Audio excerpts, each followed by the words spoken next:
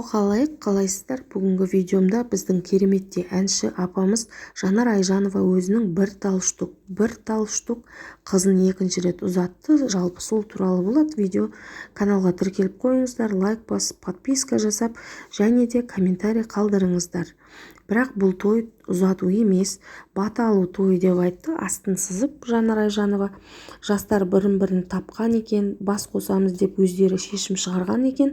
Өздері сондай шешім шығарған соң көптің алдында қызының құлағына сырға салып, және де кереметтей тойханада, ресторанда батасын беріп шығарып салды.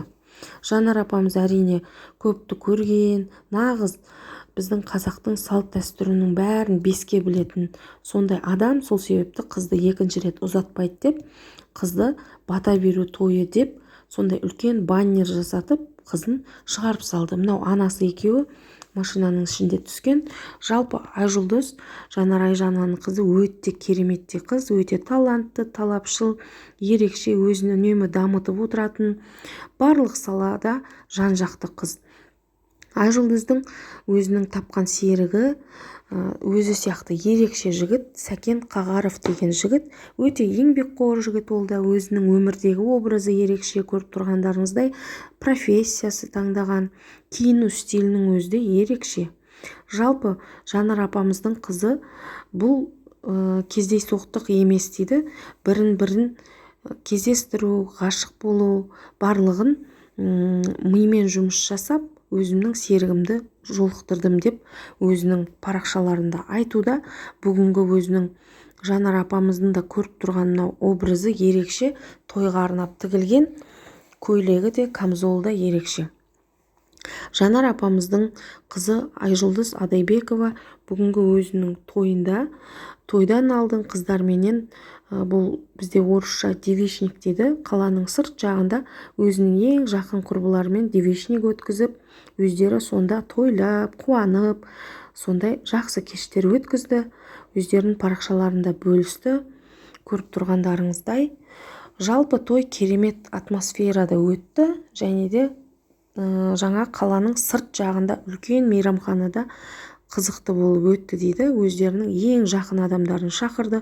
Айжұлдыздың өзінің ұзатуына арнайы тігілген, міне көріп тұрғандарыңыздай, кереметтей дизайнер тігіншіге барып, өздері осындай керемет камзол және де көйлек ойлап тауып тікті.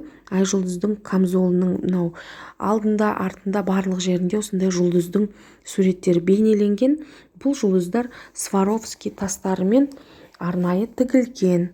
Айжұлдыздың жалпы образының өзі де ерекше. Әрине Жанар апамыздың кішкене көңілі түсті тойда, себебі бір әттеген-ай дейтін сәт болып тұр дейді. Себебі Жанар апамыздың құдағиы мынау Сәкен деген күйеу баласының анасы біраз уақыт бұрын дүниеден өткен болатын. Сол себепті той біраз уақыт кейінге шегерілген екен. Жалпы жастардың қалаулары болса, әрине өз бақыттарын тауып жатса, бақытты болсын деймін.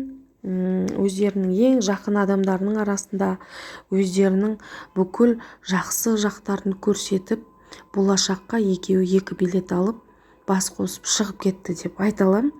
Әрине Айжұлдыздың кішкентай ғана өзінің баласы бар, ол өзінің анасының қолында болады деп ойлаймын.